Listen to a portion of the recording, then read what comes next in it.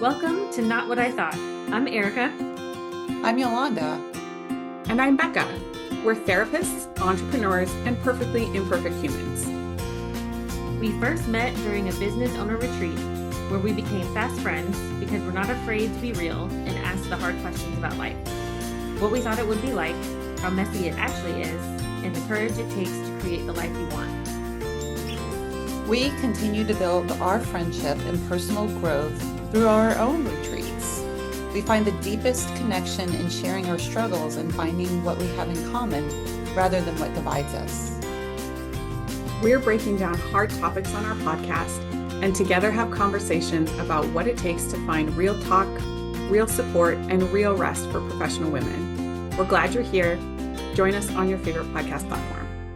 All right. So today, while we're recording, none of us are feeling amazing, so you'll have to excuse our voices. But I did want to talk about a little bit of a heavier topic today in terms of something that did not go the way I thought it would, which is holidays and family gatherings looking very different after my grandmother died. And so I think I was expecting to just keep going into family gatherings, like obviously noticing something different, right? Like that she's gone and grieving the loss of her and her spirit and her personality and all the joy that she brought to things. But what I wasn't expecting was feeling really alone and noticing my disconnection in other relationships that I never really saw before. Because essentially, when I would go into Christmas or whatnot, whatever it was, I would basically spend the whole time with my grandmother, and she was like my person, and we just understood each other and had a really special relationship. But I would spend most of the time with her and didn't really notice that my mom was really spending most of her time with my kids, and not engaging as much with me. And so then remove one person from the equation. And I felt for a pretty long time like I was just kind of sitting on the outside watching all of these other people in the family interact, which is kind of me over here by myself. And I started getting actually pretty anxious to start going to holidays, and I started having a negative outlook on holidays, which is definitely not me. Y'all know I love holidays. My house normally looks like Christmas threw up on it, so which overstimulates Becca. Okay. I'll be hiding in a sensory cave for Christmas. But yeah, the more is more. Which is, also not me. But anyway, yeah, so just seeing that like there's a loss on top of a loss, which I think speaks to some grief that we've all referenced in, various other episodes. But you have the obvious loss, and then you have all these other things that start coming into focus as time goes on.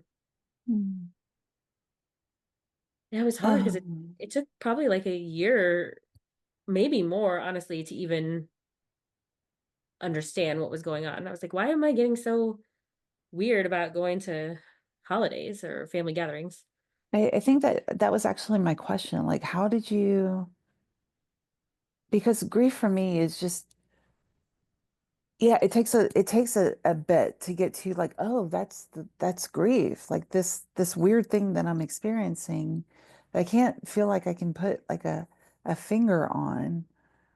Um, that's what the grief is. So it took you like how many holidays then? More than one? A couple? To even get a sense of like that's what was going on for you? Yeah, at least a year, I would say. I was her executor, so Mhm. for a while there, even at a holiday, it was like trying to gather information. Where are we in this process? Like, blah, Mhm. blah, blah. So there was still almost like a function, I guess. Mhm. There was still a role that I was playing that required me to interact with other people. Mhm. Um, if so, it probably took about a year after that to finally sit with like, I don't want to go to this holiday, but why? Mhm. And like, what's actually going on here? Mhm. And then eventually I saw my mom like playing on the floor with my kids, and I think something about it witnessing that, it just clicked of like, oh, I'm super lonely. Mm. In addition to the relationship that you and your grandmother had, which sounds like it was a really deep and beautiful and really connected relationship. Um, was your grandmother kind of the matriarch of the family? Was that an additional role that she played, or not as much? I would say yes and no. Like she definitely had a presence.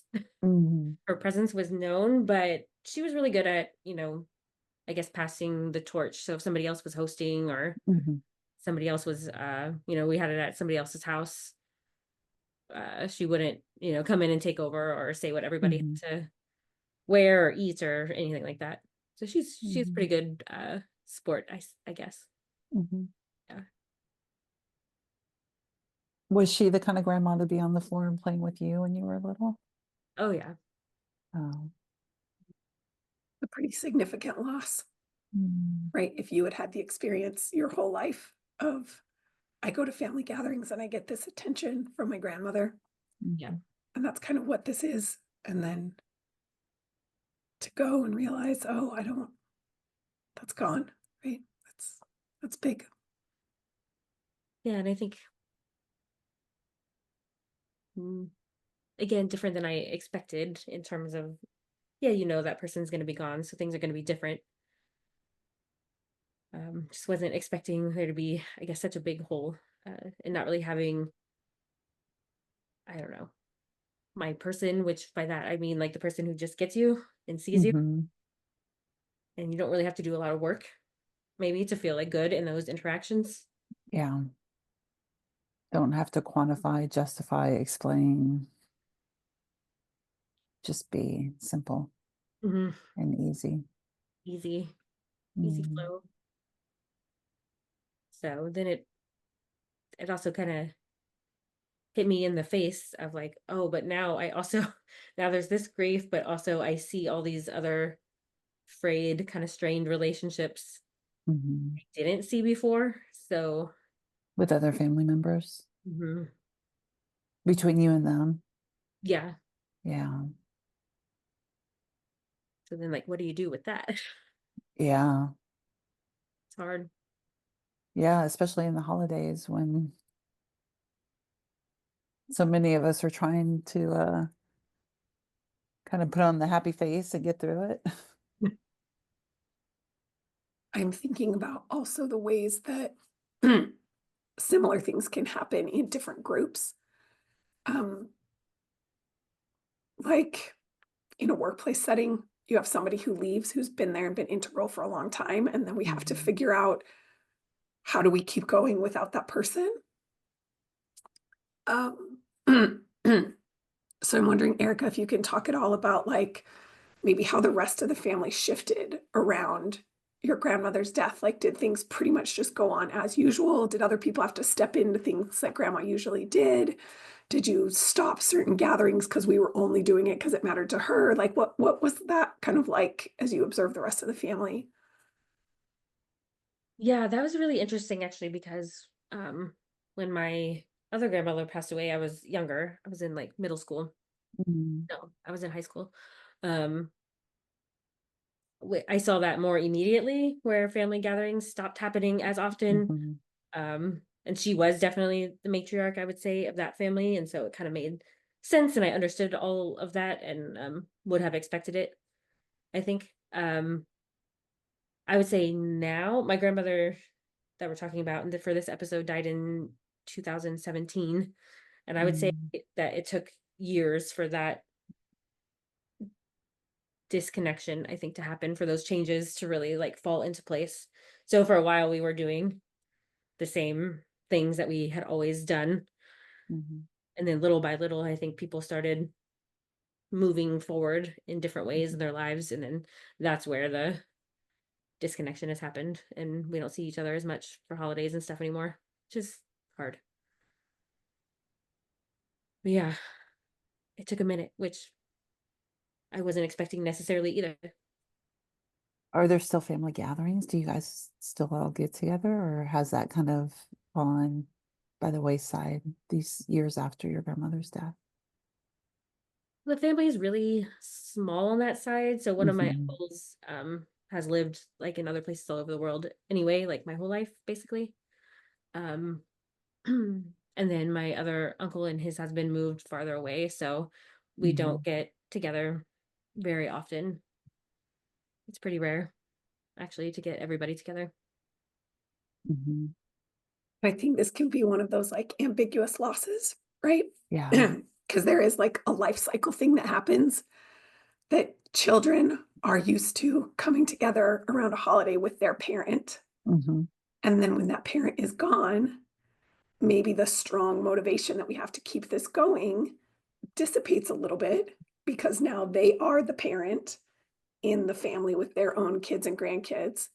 And there's a part of that that I think is normal because at a certain point, we would we would have thousands of people because we're carrying on generations, like Mhm. traditions from generations ago that people don't even remember. So like there is always going to be some point where stuff shifts, but Mhm. it's this ambiguous loss because we're not thinking about it at the time.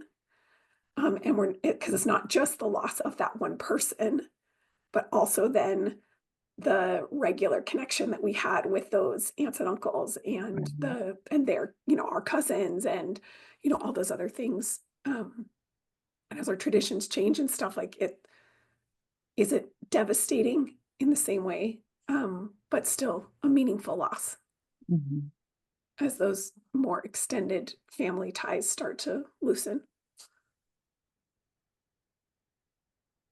Yeah, I think that's so true, and in some ways like this grief has given me clarity on I think relationships and where I want to put energy into relationships or not, right? And what's my like true reason for showing up to things or not showing up to things.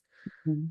Um yeah, you definitely look at it with a different lens, and were we only coming together because of these traditions, right? Or these like unspoken family rules, and or do we actually want to spend time with people? Mhm. Mhm. And what have you learned about that then for yourself and walking through this grief?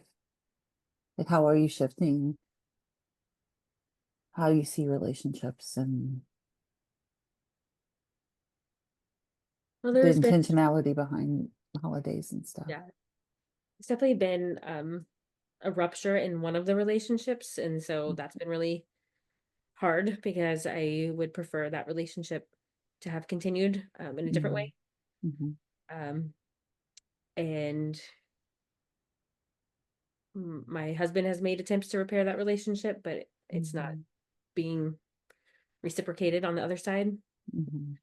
And so, unfortunately, like that relationship has changed quite a bit. Mhm. So I guess in that one, I'm moving towards acceptance. Okay, so on my other side of the family, like I've kind of changed my views on it, I think, a little over the years. So we meet like once a year, usually at Christmas time.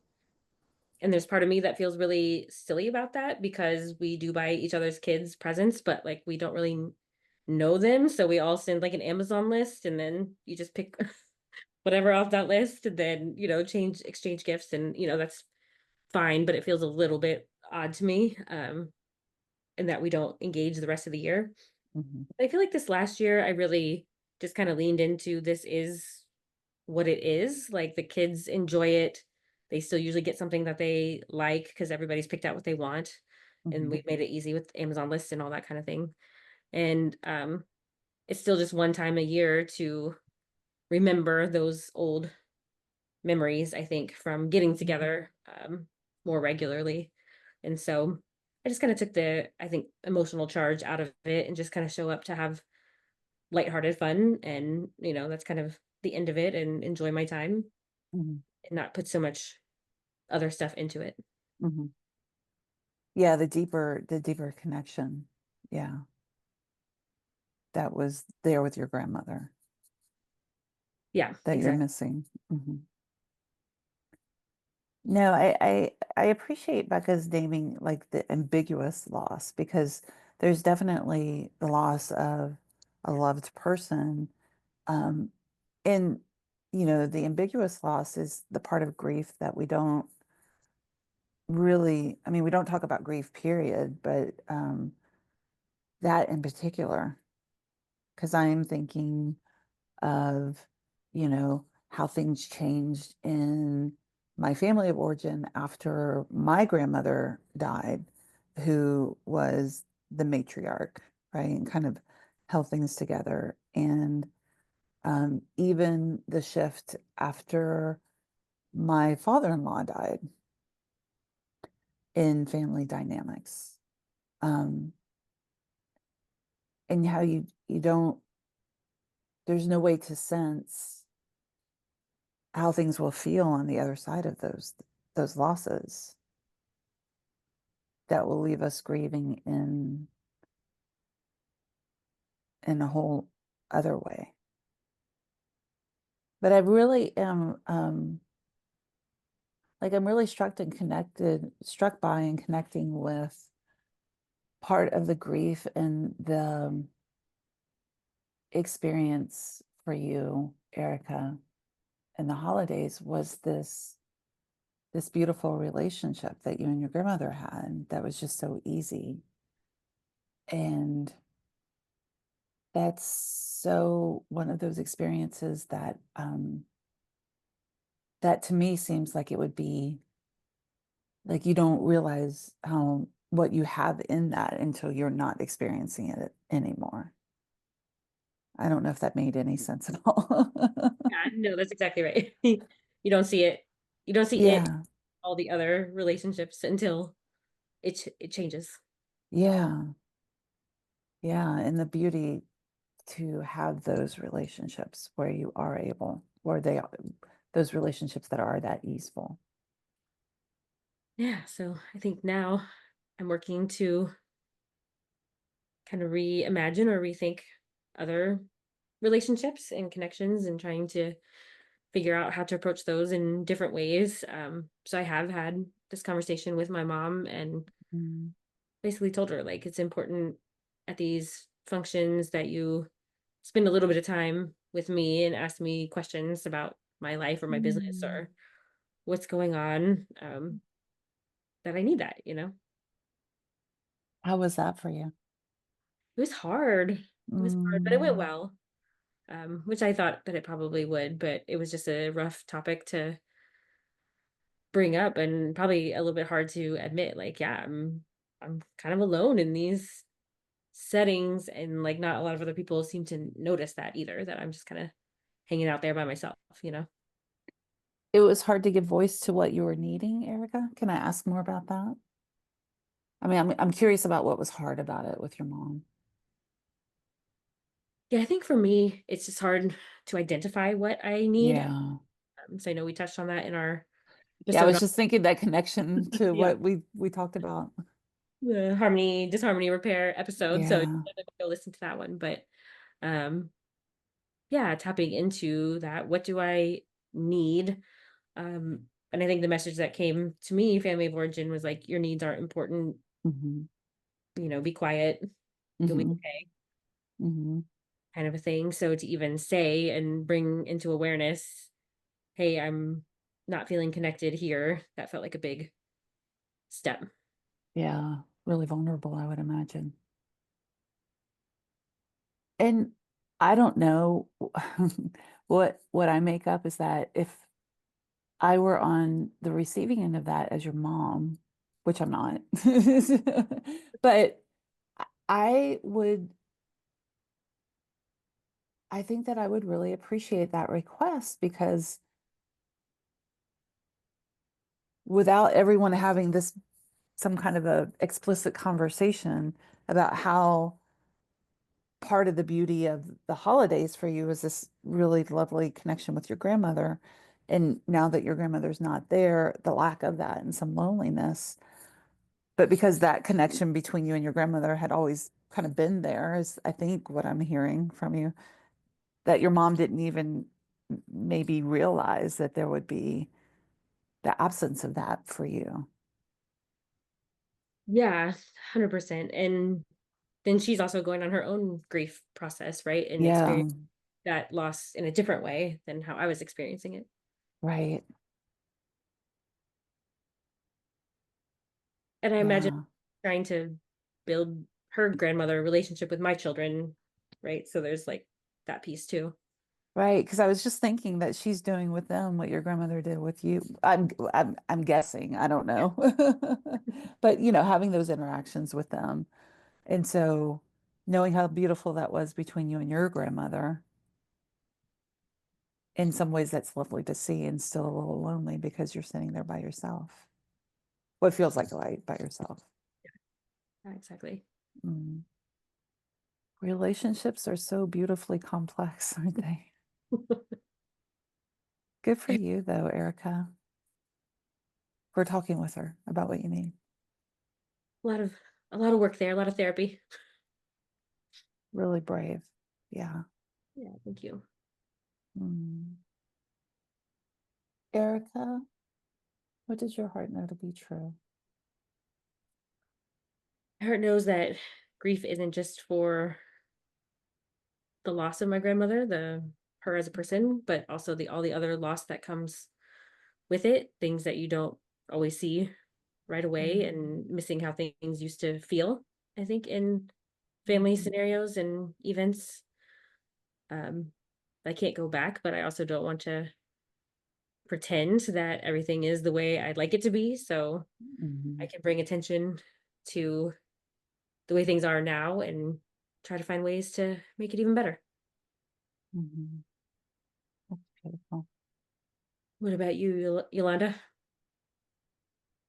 Um, well, it's interesting on the topic of grief. The other morning I was meditating and journaling, and I just was kind of like, why am I feeling sad? There's a sadness there, and I'm not quite sure that I can really put my finger on it. Um, and then I realized the date, and I realized it was the anniversary date of the death of my father-in-law. So, yeah, that's why. Um, yeah, grief is this really challenging and nebulous and um, gut-wrenching um, thing to navigate. And to be able to work through it, to understand ourselves better and to understand some of the ambiguous loss and get a better understanding for what we need. I think that's a really brave and beautiful thing. How about you, Becca? What does your heart know to be true? Knows that when we lose someone, we can carry them forward in our memories, in our hearts, um, and maybe even in what we try to create in our next iteration of family and relationships. We can take the beauty there and pay it forward. Beautiful. I might have had more to say on this one if my voice was not so rough today. We'll save that for another recording. Yep. We'll have to do another one. Yeah. Thank y'all. We're so happy you've been listening to the podcast, and we want to make sure you love it. If there's a topic you want us to address, you have a question about one of our episodes, or you want to share your own Not What I Thought experience, we want to hear from you. Record a voice memo or email us at hello@notwhatithought.com. Really, take out your phone now, record, send us a message.